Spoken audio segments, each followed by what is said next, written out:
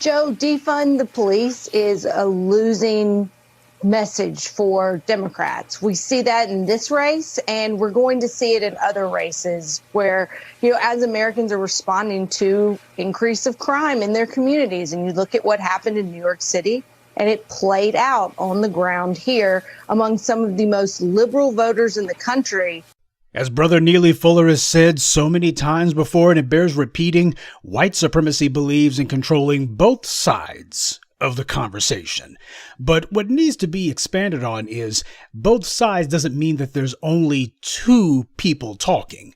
What it means is white supremacy presents you with a group that's opposed to you, and then they present you with a group that they propped up who's supposed to be in your favor. And well, whatever the issue is, white supremacy tries to make sure that even if you happen to get the upper hand and speak loud enough to be heard, well, they got a couple of bootlicks who are going to be trying to talk the same way that you do.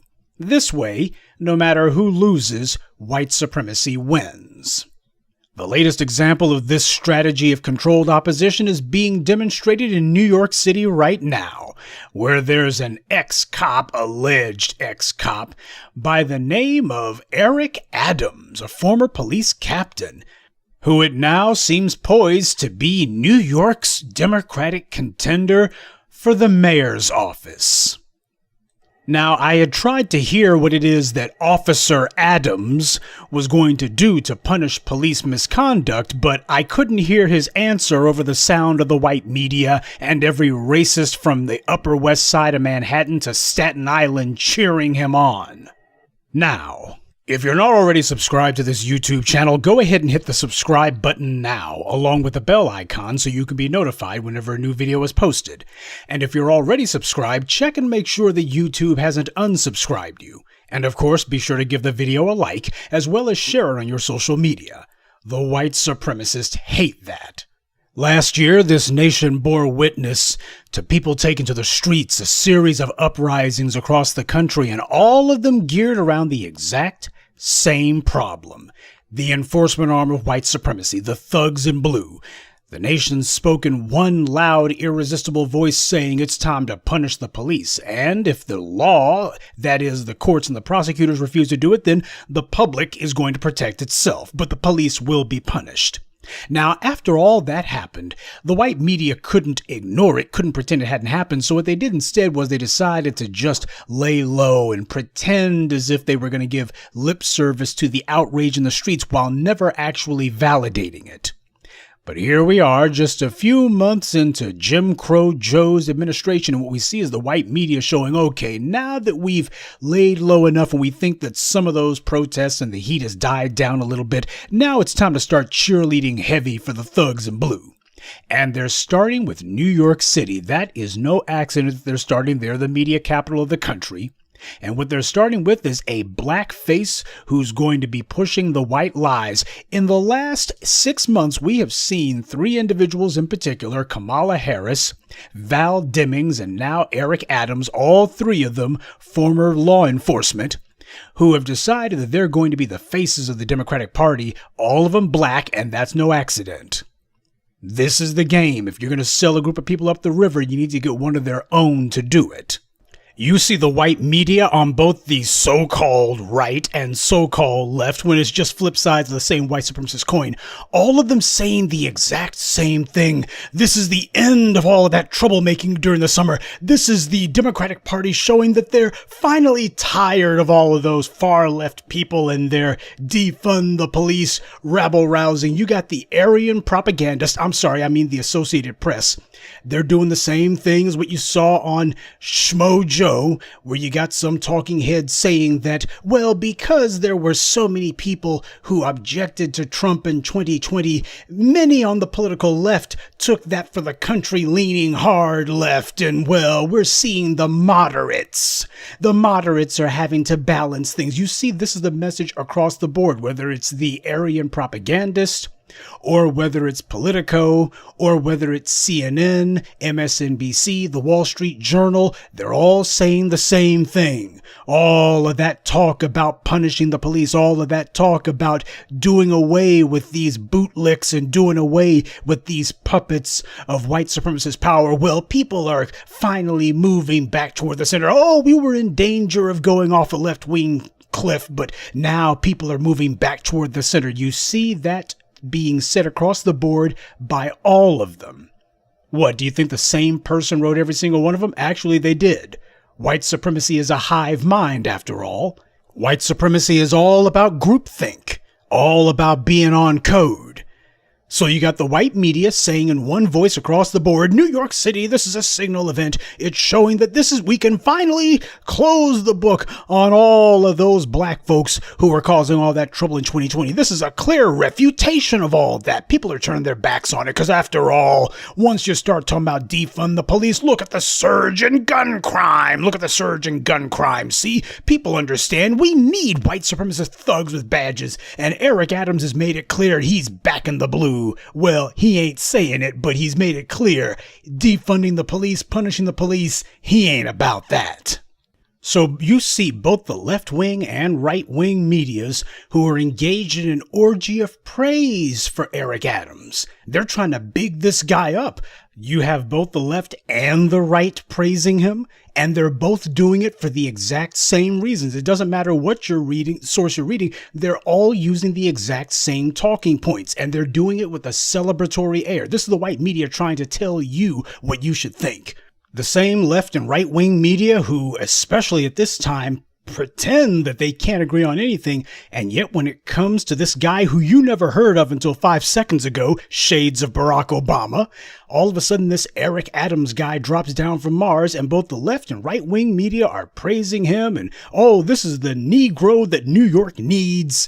And there's talking about how the great thing about this is he's going to put a stop to all of this troublemaking that was coming from all of these people in the streets. He's going to put an end to all of this defund the police stuff. This is going to be the resurgence and reassertion of the so-called moderates. Ain't no damn moderates in America. The United States is a far white supremacist country. There are no moderates. They're being blatant about it, in your face about it. There is a celebratory air across all of the white media for this because at the end of the day, they understand that the thugs in blue are who ensures that the white supremacists who run the New York Times and who run MSNBC, these guys depend on the thugs in blue to make sure that what their corporate masters want is enforced through violence. So what they got to do is they got to trick people into believing, see, the tide is turning, it's going the other way. See, that whole thing from 2020 is petered out, and this is the proof. See, the people didn't really want that. Why? The people are turning their backs on all of that. They're trying to run this up the flagpole and see if anybody falls for it. You know, the same way that last year they said that stop and frisk wasn't hurting Michael Bloomberg with black voters. Remember that? That's what they said, too. They said, oh, black voters clearly have nothing against Bloomberg for stop and frisk. They understand how black people understand how dangerous they are and how they need to be policed and incarcerated. They get it. That is, up until the moment that black voters literally turned their backs on Bloomberg, and the white media very quietly said, apparently black voters are still holding a grudge. End of story. Bye. Eric Adams has not done a damn thing for black people. This guy's a former cop. That should disqualify him from public office right there. And that's one of the things the white media sees these trends forming where if you're a cop or you're affiliated with the police, you can't even get elected. They're like, we got to stop that. We got to reverse that hard as hell. We got to start a counter narrative that defund the police is a losing issue. That's the crap I posted for you on Twitter today. That was on Joe Scarborough's little side show. And the entire point was to push the narrative that defund the police is a losing message. And if that sounds familiar, it should. It's the same thing that nigga Jim Clyburn was talking about last year. The reason our candidate lost in North Carolina is defund the police. Y'all saying defund. Stop it with the sloganizing. Stop it with the sloganizing. Correct me if I'm wrong, but defund the police is a losing message. That's a slogan too. But it shows you this is the point that they're trying to get across. This is the point that they have to reach. You can't be, we got to convince people that defund the police is a losing message. In New York, during the Democratic primary, there was no candidate running as the defund the police candidate. So for idiots like Elise Jordan to be saying defund the police is a losing message, this race proves that defund the police is a losing message, nobody was running as the defund the police candidate. Of course, they don't mention that. They make it sound like, oh, everybody was saying defund the police except for this Eric Adams idiot. He was the only one who was saying what the people wanted to hear. And of course, they linked it to this canard about crime is out of control. Oh, crime is at historic levels. No, it's not. Crime is actually at the lowest point since the mid-90s. Only thing that's gone up happens to be murders, gun crimes in particular. But as I posted for you on Twitter, by the way, all other violent crimes, robberies, property crimes, rapes, those things are all down. But of course, that's not the narrative the white media wants. This is a narrative about justifying and shoring up the position of the thugs in blue. This is about trying to repair the damage that the black grassroots have done to the enforcement arm of white supremacy. When that arm gets broken, you got to put it in a splint and give it some time to heal. They figure that after about 6 months or so, hopefully the enforcement arm of white supremacy is strong enough that they can get it to start swinging at us again. That's what this is meant to set us up to do, and they're trying to get a black face to sell us on it. But while Joe Scarborough and his panel of liars and propagandists and morons were talking about defund the police is a losing message, you notice how nobody in the Democratic primary, not even one of them, dared to say the words law and order.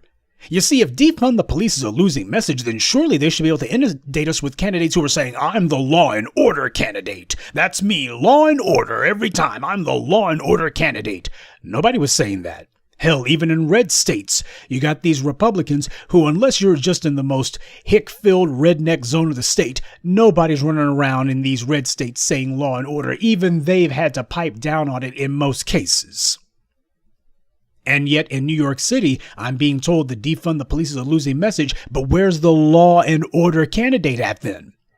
If it's such a losing message, then who's running as the I back the badge candidate? Who's running as that candidate? None of them was.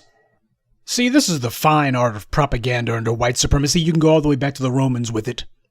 You make your victories sound great and make your defeats sound even better. The truth of the matter happens to be that in New York City, there was nobody running as the black candidate. There was nobody running as the punish the police candidate. There was nobody doing that. So it's a lie to claim that defund the police is a losing message. But what it tells you is the white media strategy. Expect them to be camped out in as many red enclaves as possible. And every time that they have somebody who wins a political race, they as many cops as they can get in there, what have you, they'll claim that everything is a defeat for defund the police. Nobody wants to defund the police. Oh, that's a losing message. That's a losing message. Nigga Jim Clyburn was the one who started that mess. He was the one who was the tip of the spear on that one. He was their little crash dummy to go ahead and test drive that talking point, and now they're pushing more of it. So for the black folks in New York City, you see what's going on here. You got somebody who's trying to figure out if he can slip one by you. This is meant to be a restoration of the old order, but what needs to be remembered is it's not as if Eric Adams was the only candidate of the thugs in blue. See, all of them were, and that's the point that I need my people to understand. You're going calling yourself voting and you're looking at folks who you did not put on the ballot, that's a problem. Because what it means is you didn't choose any of them. So how can you say I chose a candidate? You didn't make a choice at all. You simply chose one of the people who white supremacy put in front of you. That would be no different than having Derek Chauvin or having Dylan Roof or having Amber Geigers in front of you and having the white supremacist ask, now, which one do you want to kill you? Well, I made a choice. You didn't have a choice. You got white supremacist candidate A, B, or C. Had one of my folks on Twitter who was pointing out that this election was stolen from Maya Wiley, and we'll get to the whole thing with the New York Board of Electors, or whatever the hell they call themselves, that Board of Elections, that whole fraud. We'll get to that in a minute, but we need to understand something. I already just got through doing a video essay about Maya Wiley about a month ago. For those of you who missed it, the title of the video is White Media Keeps Throwing Money at Discredited Bootlicks. It was posted on June 10th. Half the video deals with Mark Lamont, you big dummy Hill, and this new little do-nothing make-work job he's got over at DNC. Whatever the hell they call that little broom closet he's in. And the other half of it dealt with Maya Wiley. Particularly, I had a huge emphasis on the fact that when this woman was on the NYPD oversight board, you notice how she doesn't have any heads on her trophy wall. And by the way, that oversight board that she was on, they overturned hundreds of their own police misconduct findings.